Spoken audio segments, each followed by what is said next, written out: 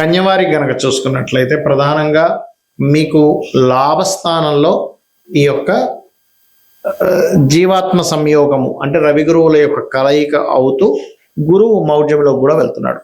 ఇది జూలై 15 నుంచి ఆగస్టు 15 వరకు ఉంటారు. అందులో దాదాపుగా 28 రోజుల పాటు అస్తంగత్వ దోషము మౌఢ్యము దోషంలోనే గురువు ఉండిపోతున్నాడు.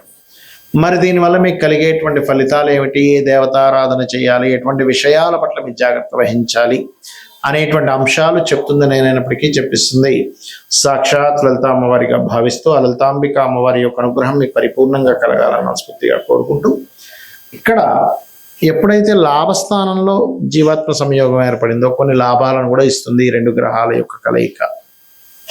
కొన్ని ఊహించి లెక్కగట్టి చేయడం వల్ల కొన్ని లాభాలు వస్తాయి. కాకపోతే ఇక్కడ చతుర్థాధిపతి సప్తమాధిపతి అంటే పార్ట్నర్షిప్లో ఏదైనా ల్యాండ్ తీసుకుంటున్నాం అంటే ఒక్కోసారి చూడండి మనకి అంత డబ్బు మన దగ్గర ఉండదు. ఒక్కోసారి ఒక 2-3 కోట్ల స్థలం అనుకుందాం, ఉదాహరణకు 1 ఎకరం స్థలం ఉందనుకుందాం. అప్పుడు మీ దగ్గర 1 కోటి రూపాయలే ఉంది, లేకపోతే 2-3 కలిసి తీసుకున్నారు. అప్పుడు ముగ్గురు కలిసి తీసుకున్నప్పుడు అలాంటి విషయాల్లో మీరు రాసుకునే అగ్రిమెంట్స్ కానివ్వండి, ఏదైనా అలాంటివి తీసుకునేటప్పుడు కొంచెం చూసుకొని తీసుకోండి ముఖ్యంగా. ఎందుకంటే మీకు గురువు బాధకుడు అవుతాడు, చతుర్థ సప్తమాధిపతి. ఆ బాధకుడు రవి ద్వారా కంబస్ట్ అయినప్పుడు, అది కూడా 12వ అధిపతి రవి అయినందుకు ఏదో ఎక్కువ లాభం వస్తుంది ఇక్కడ కనుక ఇన్వెస్ట్మెంట్ చేస్తే, దీని మన షేరింగ్లో మనం తీసుకోవచ్చు అనేటువంటి థాట్లోకి తీసుకెళ్తూ ఉంటుంది. కానీ ఇక్కడ ఏమవుతుంది, మీకు 12వ స్థానంలో ఎప్పుడైతే కేతు ఉన్నాడో, సప్తమం అంటే పార్ట్నర్షిప్లో తీసుకునేటువంటి స్థానంలో ఎప్పుడైతే శని ఉన్నాడో ఇబ్బంది ఇస్తుంది. మరి అలా కాదండి, మాకు ఆల్రెడీ అట్లాంటి ఆపర్చునిటీ వచ్చింది, ఇప్పుడు ఏం చేయాలి అంటే సింపుల్గా ఏం లేదు, నువ్వులు ఉలవలు గోధుమలు దానంగా ఇవ్వండి. మరియు నవగ్రహాల్లో గురు రవి గ్రహాల దగ్గర నేతితో దీపం పెట్టండి.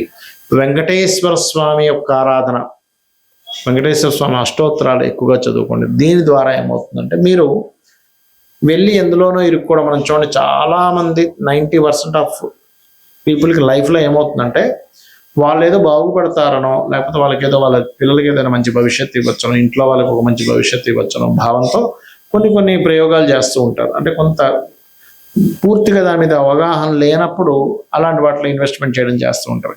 ఇటువంటి విషయాలు అందులోనూ ముఖ్యంగా మీ ఫ్రెండ్ ఎవరో పెడుతున్నారంటే ఇన్వెస్ట్మెంట్ మనం కూడా పెట్టేద్దామని అనుకుంటాం. అది మీకు పనికొస్తుందా లేదా అనేటువంటి చూసుకోవాలి. ఇక మీరు నిత్యము చేయవలసింది వెంకటేశ్వర స్వామి యొక్క ఆరాధన చేయండి, అన్ని విధాలు బాగుంటుంది. గోచారంలో జరిగేటువంటి గురువు కానీ శుక్రుడు కానీ ఉన్నప్పుడు దాన్ని మౌఢ్యమే అంటారు. మన జన్మజాతకంలో ఏదైనా ఒక గ్రహం గనక సూర్యుడికి దగ్గర డిగ్రీల్లో, అంటే మౌఢ్యమి కానీ ఇవన్నీ ఎందుకు వస్తాయి అంటే 8 డిగ్రీల లోపల కనుక ఉన్నట్లయితే, 8 నుంచి లోపల ఉన్నట్లయితే దాన్ని మౌఢ్యమి అస్తంగత్వ దోషము అంటారు పర్సనల్ చార్ట్లో. ఇలా అస్తంగత్వ దోషాల్లో మనకి బుధుడు తప్ప మిగతా గ్రహాలన్నీ అస్తంగత్వ దోషంలోకి వెళ్ళిపోతాయి. బుధుడు కూడా వెళ్తారు కానీ అంత ఎక్కువగా వెళ్ళదు, బుధుడు యొక్క ప్రభావం ఉండదు. అయితే ఇక్కడ మనం ఒక్కొక్క గ్రహము అస్తంగత్వంలోకి వెళ్ళడం వలన ఒక్కొక్క ఫలితాలు వస్తాయి. ఆ విషయాలు జాగ్రత్తగా ఉండాలి. మీ పర్సనల్ చార్ట్లో గుర్తుపెట్టుకోండి. అది భావం ఏ భావంలో ఉందనేది వంటిది 12 భావాలు చూసుకుంటూ ఒక్కొక్క గ్రహం బట్టి కూడా ఉంటుంది. ఉదాహరణకి గురువే అనుకున్నాం, మీ జన్మజాతకంలో గురువు ఏ ఆధిపత్యం వహించాడో, గురువు కనుక ఒకవేళ అస్తంగత్వ దోషం ఏర్పడితే ఏమవుతుంది అంటే మీరు ఏదైనా స్కూల్స్ కాలేజ్ నిర్వహణ చేసేటప్పుడు కొన్నిసార్లు ఒక్కోసారి చూడ మనం బంగారం కొంటూ ఉంటాం. గురువు అస్తంగత్వ దోషంలో మీ జన్మజాతకంలో ఉన్నట్లయితే గోల్డ్ మీద ఇన్వెస్ట్మెంట్ చేయడం అంత శ్రేయస్కరం కాదు. పర్లేదండి రవి బాగున్నాడు అన్నప్పుడు కొంతవరకు 50-50గా ఉంటుంది. రవి కూడా పాడైపోయి గురువు కూడా పాడైతే గోల్డ్ మీద ఇన్వెస్ట్మెంట్స్ అనేవి చేయకూడదు, అస్తంగత్వ దోషంలో ఉన్నా గురువు లేదా పాపకత్తిలో ఉన్నా.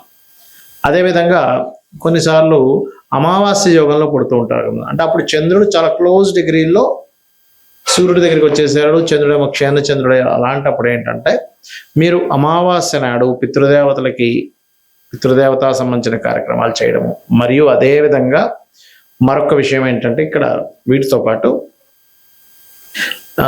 మానసిక సంబంధంగా అంటే కొంచెం మనసు మీద ఎక్కువ తీసుకుంటూ ఎక్కువ ఎమోషన్స్ అవ్వకూడదు అనేటువంటి దాని అర్థం అనమాట. అదేవిధంగా కొంతమందికి కుజుడు చాలా క్లోజ్ కంజంక్షన్లో రవితో కనెక్ట్ అవుతాడు. అలాంటప్పుడు ఏమవుతుందంటే వీళ్ళకి సర్వసాధారణంగా తండ్రి కొంచెం అగ్రెసివ్గా ఉండడం, అదేవిధంగా మీకు ఆ పోర్ట్ఫోలియోస్ ఏమొచ్చే దాన్ని బట్టి ఉంటుంది. కాకపోతే ఇక్కడ ఏంటంటే ఏదైనా ఖాళీ ల్యాండ్లు, అందులో ముఖ్యంగా గవర్నమెంట్ ల్యాండ్స్ తీసుకుంటూ ఉంటాం యాక్షన్స్లో, ఆక్షన్ జరిగినప్పుడు. కాబట్టి ఆ ఆక్షన్లో తీసుకునేటువంటి ప్రభుత్వ సంబంధించిన ల్యాండ్స్ తీసుకునేటప్పుడు 1-4 సార్లు మళ్ళీ చూసుకొని తీసుకోవాలి, అందులో ఏదైనా దోషం ఉందా ఏంటి అనేటువంటిది.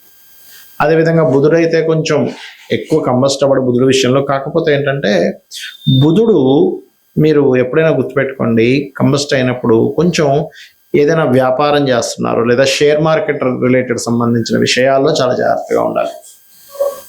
అదేవిధంగా శుక్రుడు అనుకోండి, వివాహము.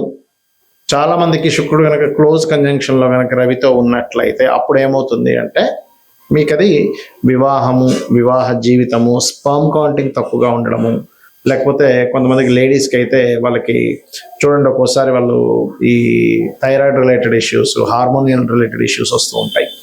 శని కనుక అయినట్లయితే సహజంగా చెప్పాలంటే శని రవుల కలయిక ఈజ్ సమ్ టైమ్స్ కొంచెం గట్టిగా ప్రయత్నం చేస్తే గవర్నమెంట్ జాబ్ వస్తుంది. కాకపోతే తల్లిదండ్రులు అంటే తండ్రితో కొంత తెలియని విభేదాలు రావడము, కొంచెం జాబ్లో ఒక్కొక్కసారి చూడండి మనం చూస్తూ ఉంటాం, పలానా జాబ్ దగ్గరికి వెళ్ళామండి అక్కడ స్ట్రక్ అయిపోయానంటూ ఉంటాం. అయితే ఇక్కడ ఏంటి, శనితో పాటు అది దశమాధిపత్యం కూడా వస్తే ఇంకా ఎక్కువ వస్తుంది దాని ప్రభావం. రాహువు కేతు అయితే గ్రహణ సమయాలు అవి పెద్దగా కంబస్ట్ అవ్వు దీనికి, ఎందుకంటే ఛాయాగ్రహాలు నిజమైనటువంటి గ్రహాలు కావు నోట్స్ కాబట్టి. అయితే ఇక్కడ ఏంటి, ఏ భావంలో మీకు అస్తంగత్వ దోషం ఏర్పడింది. ఇప్పుడు మనం చెప్పుకుంటున్నాం మేషం వారికి అయితే 4వ స్థానము, వృషభం వారికి అయితే 3వ భావంలో ఉన్నది రవి గురువులు, మిథునంకి అయితే 2వ స్థానము, కర్కాటకం అయితే రాశిలోనే, సింహానికి అయితే 12వ స్థానము, కన్యకి అయితే 11వ స్థానం, ఇలా చెప్పుకుంటున్నాగా. అలాగే మీ లగ్నం నుంచి, లగ్నం వేరు రాశి వేరు గుర్తుపెట్టుకోండి, మీ లగ్నం నుంచి ఒక గ్రహము కంబస్ట్ అయినప్పుడు అది ఏ భావంలో అయిందే చూసుకోవాలి. లగ్నంలో అయిందనుకోండి జీవుడికి అది ఎఫెక్ట్ ఎక్కువ ఇస్తుంది. ధనస్థానంలో అయితే అది ఏ గ్రహము సంబంధించినటువంటి ధన సంబంధించిన విషయాలు జాగ్రత్తగా ఉండాలి. 3 అయితే అన్నదమ్ములు కమ్యూనికేషన్స్ విషయాలు, 4 అయితే ప్రాపర్టీస్ కొనుగోలు చేసే విషయంలో, 5 అయితే సంతానం విషయంలో లేదా ప్రేమ వ్యవహారాల విషయంలో, ఏదో ప్రేమ వ్యవహారాలకు సంబంధించిన విషయాల్లో వెళ్ళి విరుక్కుపోవడం ఇట్లాంటివి జరుగుతూ ఉంటాయి. అదేవిధంగా 6 అనుకోండి, రుణాలు ఇవ్వడం, రుణం తీసుకోవడం వల్ల. 7వ అయితే వివాహం ద్వారా కొంతమందికి ఏదో స్ట్రక్ అయిపోయినట్టుగా అయిపోతాయి కొన్ని లైఫ్స్. 8వ అయితే తాతగారు ఆస్తి, కొంత రీసెర్చెస్ వల్ల రీసెర్చ్ అవ్వకపోవడం వల్ల మీరు స్ట్రక్ అయిపోయాము అని ఇలా ఉంటూ ఉంటుంది. 9వ స్థానం అయితేనేమో తండ్రి స్ట్రక్ అయిపోవడము, అంటే తండ్రి అతని లైఫ్లో చాలా విషయాలు స్ట్రక్ అయిపోయినట్టు మనం తీసుకోవాలి. అదేవిధంగా హైయర్ ఎడ్యుకేషన్ బ్యాక్లాగ్స్ ఉండిపోవడం, ముందుకు కదలకపోవడం, ఏదో కారణాల వల్ల ఇబ్బంది వస్తూ ఉంటుంది. 10వ స్థానం అయ్యి అందులో ముఖ్యంగా శని అయితే వీళ్ళు ఉద్యోగం చేసే విషయంలో ముందుకు వెళ్ళలేకపోతుంటారు. అప్పుడు వ్యాపార యోగం ఏమైనా ఉందేమో చూసుకోవాలి. లాభం అయితే వ్యాపార స్థానాలు ఏదైనా ఒక లాభం ఆశిస్తున్నామో, ఎక్స్పెక్టేషన్ చేస్తున్నాము, అప్పుడు ఇబ్బంది వస్తుంది. 12వ స్థానం అయితే ఇన్వెస్ట్మెంట్ చేసేటప్పుడు పర్టికులర్గా ఆ మహాదశలు అంతర్దశలు. ఇప్పుడు ఎగ్జాంపుల్ ఒక గ్రహం ఏదైనా కంబస్ట్ అయింది అంటే అస్తంగత్వ దోషంలోకి వెళ్ళిపోయింది, దాన్ని గోచారంలో మౌఢ్యమి అనే పదంతో వాడతాం. ఇప్పుడు ఆ అస్తంగత్వం దోషంలోకి వెళ్ళిపోయినటువంటి ఆ యొక్క గ్రహం ఏదైతే ఉందో అది పర్టికులర్గా మీకు ఏ భావ సంబంధంగా ఉందో చూసుకోవాలి. ఇప్పుడు 12వ భావ సంబంధంగా ఉందనుకోండి, అప్పుడు ఇన్వెస్ట్మెంట్స్ ఆ పర్టికులర్ మహాదశ అంతర్దశలో పనికిరావు, గుర్తుపెట్టుకోండి.